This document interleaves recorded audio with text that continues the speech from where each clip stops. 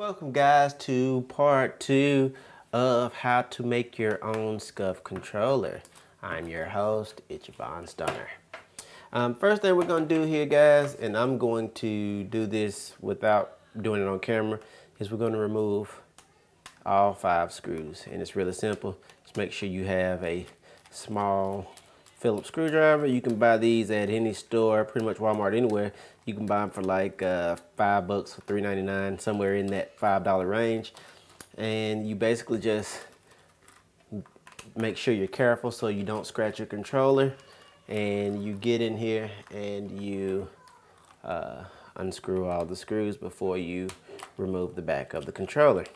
Now your controller is not going to have back paddles yet, and it's also not going to have the wiring attached to the PCB board and the back paddles, which is the back cover for you guys that we're going to remove. Same rules do apply though on this particular controller, and I've shown this 100 times how to take a controller apart, and people will still to this day say, how do you take a controller apart? I don't get it. Here's the sweet spot. Now let me zoom in so you guys can see the sweet spot. That is the sweet spot right there. And you need your thumb or something, and you push on this part, the back, and lift up. And that's it. And it opens that controller. You heard that thing pop. Now, let me pull out so we can get some controller work done. You're just going to be careful. Don't gorilla grip it. Take the back off, lift it over L2 and R2, and you're going to let it down on a flat surface so that you can drop all your screws out. Now take a deep breath. Halfway home. Next thing I do is take the battery, I grip it firmly with both, and I pull straight back. Pops right out. Ding. Now you're ready for business. Now in my case, I generally do a full disassemble. I'm not going to do all that today, but we're going to talk about some of the parts of the Scuf controller. Let's first talk about the buttons. Regardless of how you do your buttons, let me get some light in here to shed some light on this.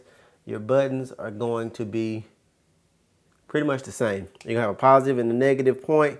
You're going to glue your buttons in to wherever, if you do them over here like I did on the side shoulders, or if you do them here, which is a safe spot that they used, you'll do a positive and a negative for both.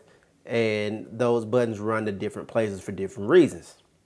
So that's that. And these points right here are where they drilled in. If you look here, there's like almost like an Allen key type. Ow, that hurt. Thing poked me. There's almost like this little Allen key thing. This is only plastic here, but they drilled that in and locked it in to make their paddle. And they used basically the same buttons that I'm using on my red controller, those little ones. They used those, but a shorter version. You can kind of see it here under the paddle. So if you push the paddle anywhere, and this one doesn't even work all that great. It works, but see how it's kind of sticking? Piece of shit. Anyway, and this is from the factory. This is pretty much unmolested. I didn't do anything to the paddles, never took them off.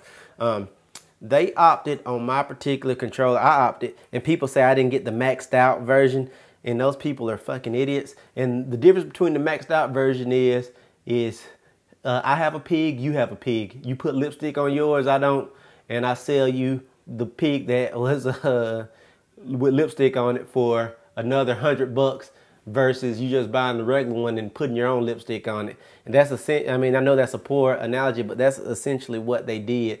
All that paint and stuff that when they painted and put the extra grip on it doesn't mean shit.